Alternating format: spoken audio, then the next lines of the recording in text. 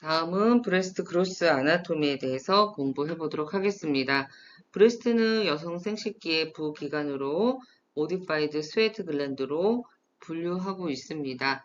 이 얘기는 유선 조직은 발생학적으로 배아기 때 외배엽에 외분비 땀샘에서 기원하게 되고 기능적인 측면에서는 유즙을 생산한다는 점에서 변형된 땀샘으로 분류한다라고 보시면 돼요. 자, 브레스트의 메인 펑션은 밀크를 생산하고 분비하는 역할을 한다라고 보시면 되겠습니다. 중요한 내용이고요. 놓여져 있는 위치를 보게 되면 이쪽 그림에서 보시는 것처럼 팩토럴 머슬이 메이저와 마이너 리전이 있고 여기를 싸고 있는 파시아가 있는데 이것을 슈퍼피셜 파시아라고 하고 있고 슈퍼피셜 파시아는 슈퍼피셜 레이어와 딥 레이어로 분류가 되는데 그 슈퍼피셜 파시아 안쪽에 놓여져 있다라고 보시면 돼요. 이거는 뒤쪽에서 조금 더 자세히 다루도록 하겠습니다. 체스트 월의 안테리어 쪽에 놓여져 있는 구조물이고 상하로 보게 되면 버티컬로는 립의 두 번째에서 여섯 번째 사이에 놓여져 있게 되고요. 참고로 니플은 네 번째에 놓여져 있다라고 보시면 돼요.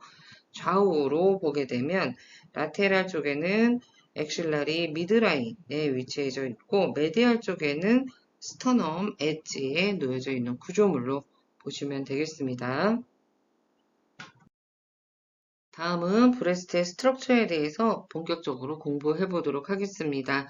총 세 가지 니플 알레올라 주변에 있는 스킨 레이어, 두 번째는 브레스트의 기능을 수행하는 실질 조직, 세 번째는 실질 조직을 뺀 나머지 스트로마, 간질, 기질 조직에 대해서 공부해 보도록 하겠습니다.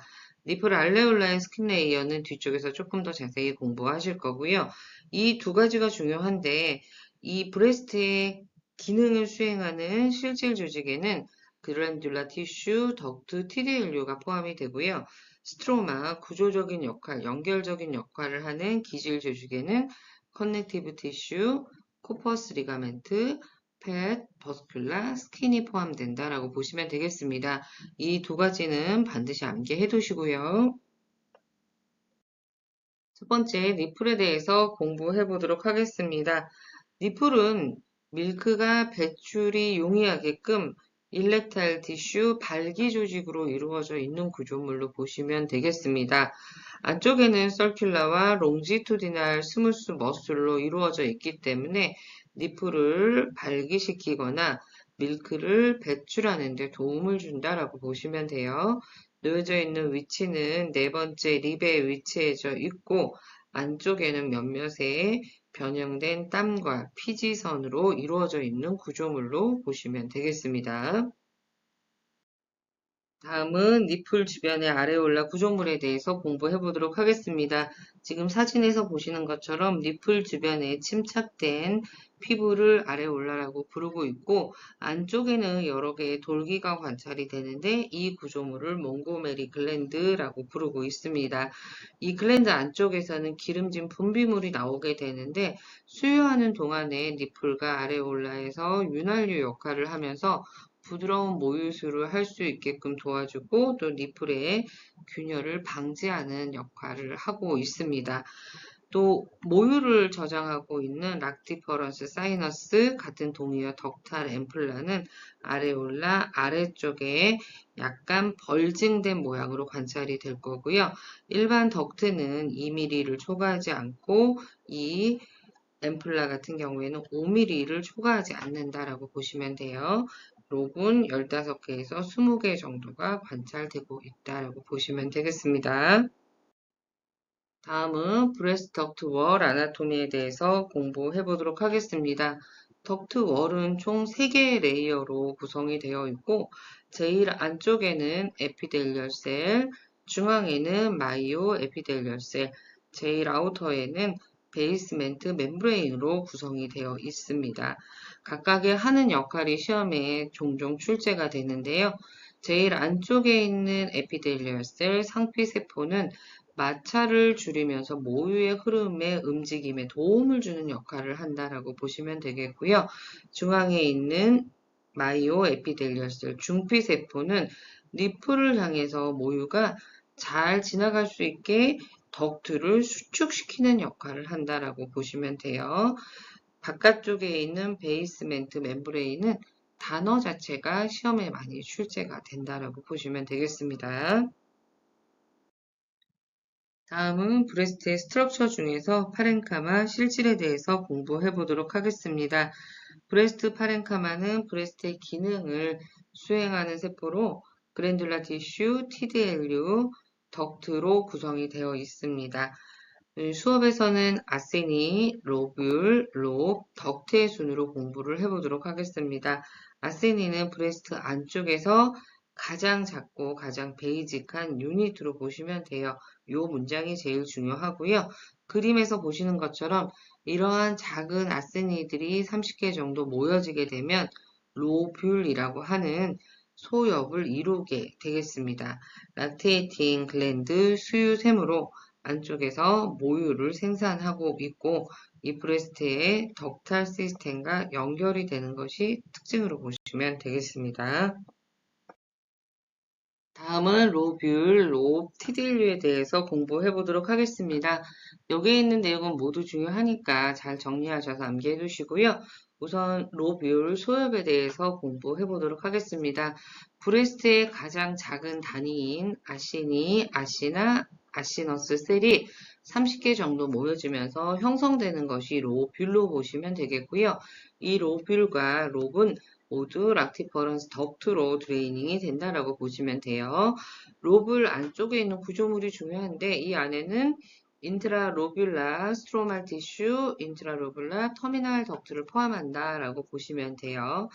이 롭은 여러 개의 로뷸이 모여지면서 각각의 브레스트에 15개에서 20개 정도의 롭을 형성하고 있습니다. 이거 중요한 내용이고요.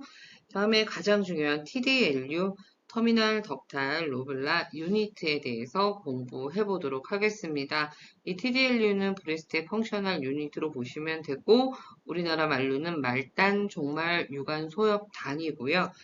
브레스트 패솔로지의 대부분은 이 TDLU에서 오리진 되고 있고 사이즈는 2mm를 초과하지 않는다라고 보시면 돼요.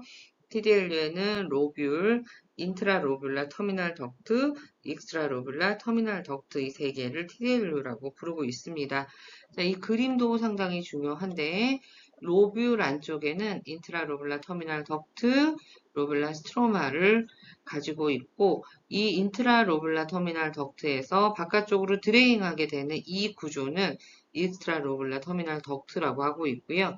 그래서 TDLU는 로뷸과 인트라와 익스트라로뷸라 터미널 덕트 이 세 개를 TDLU라고 부르고 있습니다. 뒤쪽에서 락티퍼런스 덕트 시스템에 대해서 공부해 보도록 하겠습니다.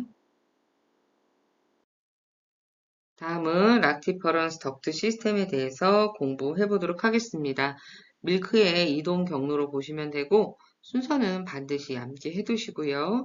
덕트의 가장 작은 단위인 덕튠에서 시작을 하게 되고 덕튠에서 인트라로뷸라 터미널 덕트, 익스트라로뷸라 터미널 덕트를 통해서 인터로뷸라 덕트, 메인 덕트의 이동 경로를 가지고 있고 니플 바로 아래쪽에 터미널 덕트를 통해서 나가는 이동 경로로 보시면 되겠습니다. 덕트가 놓여져 있는 위치도 상당히 중요한데요. 덕튠과 인트라로뷸라 터미널 덕트는 로블 안쪽에 위치해져 있고 익스트라로뷸라 터미널 덕트는 로블의 바깥쪽에 놓여져 있는 구조물이고요. 인터로뷸라 덕트는 롭 사이에서 찾을 수 있다라고 보시면 되겠습니다. 다음으로 중요한 내용이 락티퍼런스 사이너스 같은 동의어가 앰플라로 보시면 되고 알레올라 아래쪽에 놓여져 있는 구조물이었죠. 콜렉팅 덕트 근처에 벌딩되어 있는 덕트를 부르고 있고요. 여기에서 밀크를 저장했다가 나오는 구조라고 했죠. 우선은 5mm를 초과하지 않는 것이 특징이고요. 덕트의 사이즈도 중요한데 수육의 여성이 아닌 경우에는 덕트가 2mm를 초과하면 안 되고요. 수육의 여성에서는 8mm를 초과하면 안 된다라고 보시면 되겠습니다. 여기에 있는 내용도 모두 중요하니까 잘 정리하셔서 암기해 두시면 되겠습니다. 다음은 브레스트 스트럭처 중에서 스트로말 티슈, 기질 조직에 대해서 공부해 보도록 하겠습니다. 브레스트 파렌카마를 뺀 나머지 조직을 스트로말 티슈로 보시면 되겠고요. 이 스트로말 티슈는 브레스트 파렌카마의 구조를 지지해주는 역할을 하고 있습니다. 파이브러스 에어리어, 팻, 버스큘라, 스킨, 커넥티브 티슈가 포함이 되고 있고 이 중에 가장 중요한 것이 커넥티브 티슈인 쿠퍼스 리가멘트 같은 동의어로 서스펜소리 리가멘트 지지인대로 보시면 돼요.